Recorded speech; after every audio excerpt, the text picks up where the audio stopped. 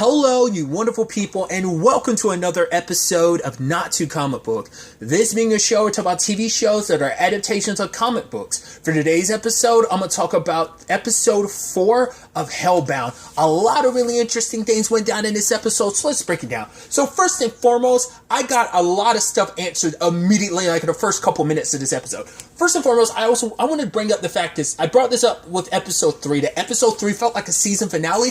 This feels like a season premiere, because we're technically following like a quote-unquote new protagonist, because we're not following Kyung-hoon anymore. We're following Young Jae, so it's like, it's interesting, like we're kind of getting a world view from someone else's lens to a certain extent, like, because I still feel like Kyung-hoon was kind of our main protagonist, so it's interesting because, like I said, it just feels like this is a whole brand new season. I mean, it feels like that point in a story, because there's plenty of like anime and manga you can, like, not plenty, but there's a handful of anime and manga where you'll shift over to a new protagonist, or at least it'll present that way in the beginning. Like, one I can think of is Tower of God. Things shift a tiny bit when you go from season 1 to season 2. I'm referencing that because that is another it's another webtoon series. Like, this is based on a webtoon, so that's why I'm like, I've never read the webtoon, but I'm curious, is episode 3, is that technically the end of season 1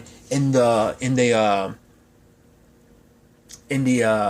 webtoon, or is it just like all the episodes are like the first season of the webtoon? I don't know, because I think that'd be an interesting point to leave the story off at that point, and then technically episode 4 would be technically season 2. It just narratively and just structurally, it feels like that. Like, but getting into it, we got a 4-year time skip. I'm like, that's crazy, because I brought it up in the first episode. Where I thought the series was going to start is where we are in episode 4, because I thought, my presumption was like, this was a known factor of like, this is how the world works. Everything with these creatures popping up. It's like, no, the world had to adjust to it. So we're in that 4-year period of that new era where the world has adjusted to this being the norm. And so that's so interesting, because like I said, I thought that's where we would have started at the beginning. It's like Walking Dead versus Fear the Walking Dead, whereas like The Walking Dead, you kind of wake up with, you start off a little bit in the beginning of episode 1, but then like partway through it, you wake up and Rick wakes up and it's like, oh, everything's going down. Fear the Walking Dead shows you early days of it, so it's kind of that. I guess a more apt description would be like comparing Fear the Walking Dead to World Beyond. If those are examples, you don't know what I mean. World Beyond takes place 10 years into like, it's 10 years, the series starts at the 10-year point of like, yep, it's 10 years into like the zombie apocalypse. So it's just an interesting thing to kind of think about. But this opening also answered a question I brought up literally last episode. I was like, what happens if you kill yourself before they get to you? I kind of was right, that basically they're after your soul anyway, but basically the notion is they bring you back to life and then they kill you again. Because like the whole point was like they had to like burn your soul. That's why I was thinking like, yeah, even if you kill yourself, I figured they'd still burn your soul. But it's like, no, they bring you back to life because they got to soften you up. Boom, boom, boom. Like, I guess it... Because my thought was like, it's just how they operate as the hunters that they are, but I guess it's more so like, nah, they need to tenderize your soul, because it's like, they need to make you, like, you know, it's the transition to hell. They need you to make the pain of quote-unquote all your sins and stuff like that, which we know, because of last episode, Jinsu made the whole thing up. So all that's complete and utter BS. But we are living in a world where, like, now the scenes of the previous things from last episode have now become, like, the fact is the store from episode 1 when the home dude was running, that's now like almost like a museum. Junja, her place is now like, it's like what was it, it's the second place, and like her body's encased, like she's treated like a mummy, like this is a museum. And I was like, that's so horrible. And so what we get is like the whole thing is a promotional video for The New Truth under Jeongchil now. But granted, they did say like second director, so like I said, it's still the illusion that I figured as much, that Jinsu was still alive. Jeongchil might be the only one who knows the truth. It's just like, oh, like the perception is going to be like, oh, he's out here, he's just taking a step back. I'm going to be the one doing all, like, you know, the speaking and all the public appearances. He wants to take a step back. That's going to be the justification, because like I know Jeong-chil has to, like, he knows the truth about it, but he cares too much about the power position he gets from this, so he'd never jeopardize that by actually telling the truth. And it also kind of makes you realize how much of an asshole Kyung-hoon is. The fact is he's kept this secret for 4 years. Granted, it's also about protecting your daughter, but that comes first and foremost, like, because I'm curious, if his daughter wasn't a part of the equation, would he have exposed the truth considering everything? Because he knows, like, the New Truth and Arrowhead have been allowed to run rampant, and everything that they've done, once, and I said this, everything that they do is on him for not speaking up the truth, you know? So I think that's so fascinating. I wonder, did he ever keep Jinsu's body, like, just in case the time ever came that he got the courage to admit the truth, or did he dispose of it? Will somebody stumble across it? Questions like that I think is going to be so fascinating and potentially, if we get the answers for them. But like I said, we're following Young Jae's perspective. He's actually the person we saw at the very end, that little tease at the end of episode 3. Like I said, just it almost feels like I said the start of a new season.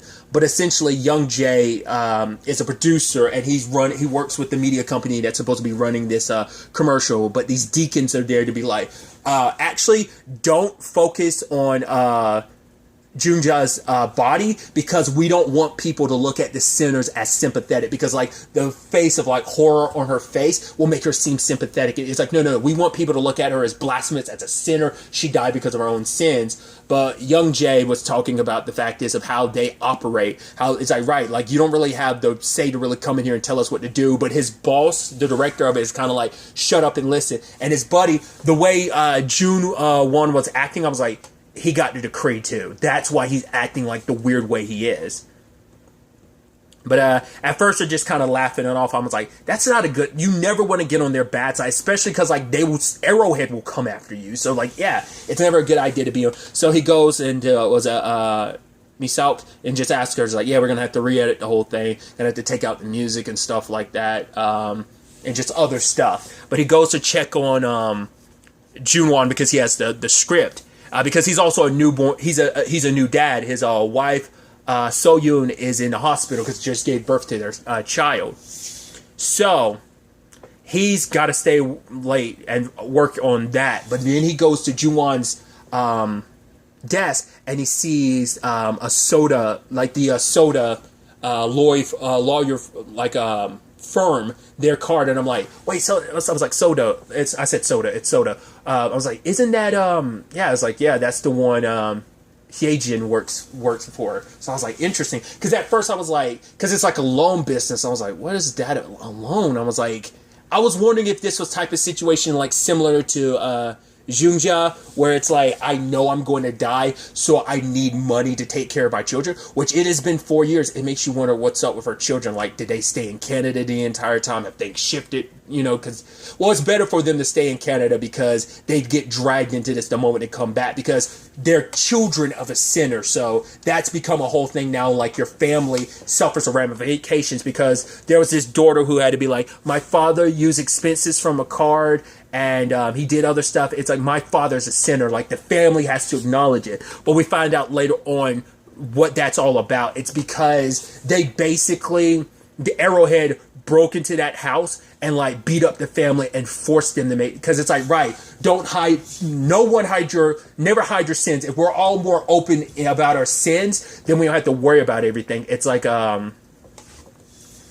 because people have now gotten to the point that if there's a decree for them, they go into hiding and die. Because the moment because if you die, it's like you're a sinner, and so everyone associated you will suffer the ramifications for it. That's why people hide. And, you know, jumping ahead a little bit, that's what June Wan was trying to do. He was trying to hide because he didn't want it to fall back on his wife. Like, it's like, right, if I'm a sinner, my entire family will forever be jeopardized. Like, New Truth as well as Arrowhead will come after him, because like, oh, you were married or your family to a sinner, like you must be sinners too, or like you're kind of guilty by association type of thing. So they're allowed to run rampant like that because they hold so much power and degree, because it's like, right, we're the only religious group that's kind of saw this coming, and we seen the writing, like Jinsu saw the writing on the wall for so long and no one ever listened to him type of thing. So But getting back to the point I was trying to make, I thought the Sodo firm, I thought what they were doing was essentially what Jinsu and his VIPs and people did for Jungja. I thought it was like, oh, like, basically you come to them, they give you a quote-unquote loan, and they're giving it to your family when you die. I thought it was kind of that type of thing, because I thought they bought up, like, that firm and made it part of the new church. I mean, not new church, but New Truth. But, on his way to see his child, he gets a call from Junwoon's wife being like, oh, do you know where he is? And at first he's like, oh, is he having an affair? But then he starts thinking about what he saw in the card, and so he put in the address and went there. At the same time, So Young has to deal, like, she tried to sneak in there, like, to get a picture and video of her child, and as she does, the angel comes and says, like, you're going to die in 3 days. Now, this is going to be the straw that broke the camel's back. In the sense that now this exposes, like, so what are you going to suggest? What sin has this child committed? Now, the thing is, they could easily twist this to be like, we are all born sinners, that basically your entire life you're trying to make up for sin. Like, I don't know if that's a Christian thing. Like, I feel like there's some religious aspect to that, like a general religious aspect of, like, we're all born sinners. Like, I want to say that, either that's Catholicism, maybe it's Christianity. I'm not well versed in all theology, so don't. But I feel like that's a part of some religion of, like, Jesus died for our sins, so us being born, we're kind of sinners, so we have to basically spend our entire life wiping the slate clean. Like, it's a very, like, dark perspective to look at it, but I'm saying, like, that could be how the New Truth could spin this. Like, oh, your child was born a sinner, maybe they'll justify it by being like, you guys are sinners, but it's like, if we're the sinners, why is our child suffering and not us? It brings up a lot of questions, because even to the point, Sohyun looked up stuff about babies, trying to see if there's been any precedent set before now. The only thing she could find by putting in baby was that there was a mother who murdered her baby. And then typed in newborn, there was nothing, because this is the first it's ever happened. So that's interesting, because it blows a hole in the thing of, like, but it's like, right, what could a baby have done? Like, if the parents were the sinners, they'd be the one dying, so why? It never goes after people who aren't guilty, you know? It's supposed to only go after people who are guilty, so what has a newborn child done? So, like, this could blow a hole in everything, and I think that might be the key crux of what's going forward. We'll see how this all plays out, but, like I said, Young Jae ended up finding June Won, but I thought it was interesting, like, when he showed up there, Arrowhead was in there, and he was like, oh, you're from Seoul? Why are you all the way out here? And it's like, oh, that tail light of yours is busted. You might want to fix that, because that might cause an accident. It's like, hey, we got to do everything we can to look out for each other, because it's kind of a thing of, like, right, you don't want to commit, you don't know what kind of sin could end up leading you to you getting killed, so you might want to prevent, like, it's above and beyond to try and be as great and righteous as possible, so, like, you don't want to end up doing something where, like, you cause an accident, someone dies. So it's like, oh, we're looking out for you, but it's like, you know, you're thugs that have kind of been allowed to run rampant. Like, I'm not looking at you guys as like, oh, the righteous people. It's like, no, you're fanatics that have done terrible stuff. We as a show audience have seen the terrible stuff you've done. Everyone knows what the terrible stuff is that you've done, but because they run things, because they have so much power and authority, so many people just let it, like, it gets swept under the rug what New Truth and Arrowhead are all about. We haven't seen our boy Skullmask, so I don't know where he is in all of this. Not unless it turns out he's one of these deacons or something like that, because we don't see it. We haven't, at least so far, we have not seen his live shows, so I don't know if something's changed on that front as well. Once again, it's been 4 years, so I think that's interesting. But yeah, like I said, June Won didn't want his family mixed up in it. He's like, okay, so you can't let them know about me. The Soto firm, they're going to cover everything up for me. You just have to make sure no one, like, you can't tell anyone. Please don't tell anyone. And obviously they come for him. Like, man, like, once again, these things are straight out of a horror movie, the way they're, like, flinging and, like, tossing them all around. It's like, you swear this was like a, this is a straight up monster movie, and especially in this regard where it's like you don't get to see them a lot. They're just like it feels like something you see out of like one of the Friday movies with not Friday movies, Friday the 13th movies, like something like a Jason kill, or even something straight out of like a horror movie, like a monster movie, like an Anaconda type of thing, like trailing someone across the water like that. It seemed like something you'd see in one of those type of things. So, but just when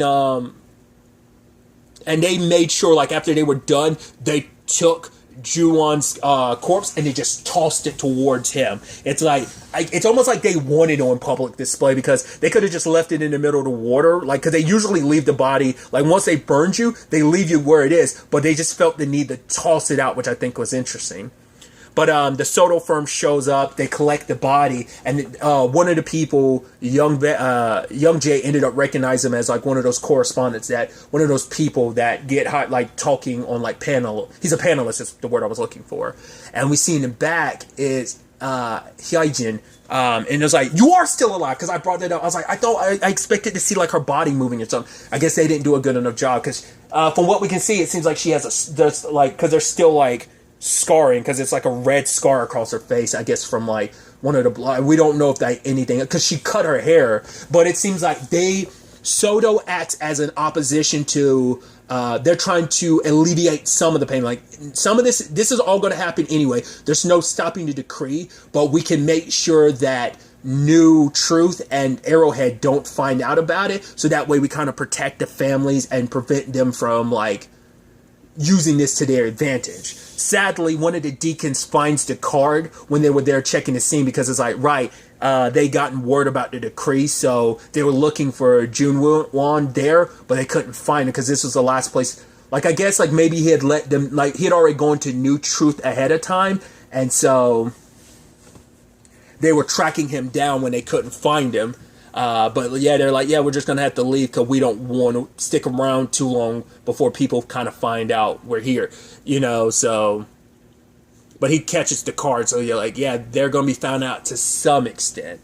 But I guess they've revolutionized themselves as kind of this underground to, like, protect these people and their families. Like, right, what's going to happen to you is going to happen to you, but we're going to do whatever we can. I mean, to be fair, they did the same thing with Youngja, so it makes perfect sense that they've continued to do this for other people. Just that it just happens to be Jun-won came to them. I'm curious, like, how do you get this recommendation from other people? Because at the end of the day, it's like, oh man, he saw your face. Like, we shouldn't do that. Like, no one can be trusted. And Hyejin is saying, like, we'll just have to wait and see what he does. Like, we'll keep an eye on him, but to figure out what he does. And now, considering his circumstances, he's not going to turn to New Truth or Arrowhead. He's going to turn to potentially them. He's like, well, you guys helped out Jun-won, so maybe you guys know something else. So that's why I'm saying this is going to be the linchpin that sets everything off, because it contradicts everything that New Truth kind of projects. And people have been living in this world for 4 years. It was already going to be bad enough before, but if the truth comes out that everything Jinsu said was complete and utter BS, then this whole thing is going to blow up, and it's going to be interesting to see, like,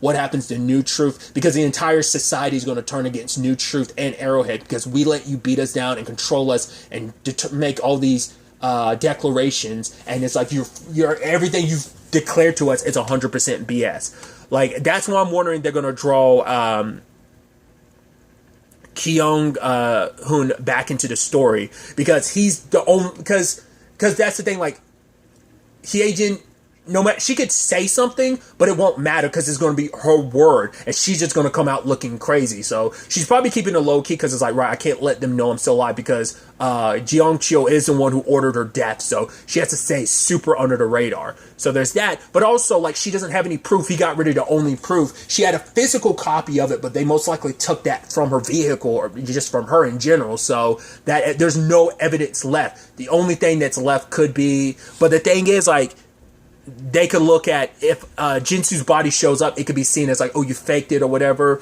Like, even, like, it's been so long, like, I don't know if that's enough to shift the narrative to, like, expose it all. But we'll see. We got 2 more episodes to see how this ultimately all plays out. It's definitely going to be interesting going forward. But really, that's all I want to talk about. Till the next time we meet, be happy, be safe, live life to the fullest, and enjoy it.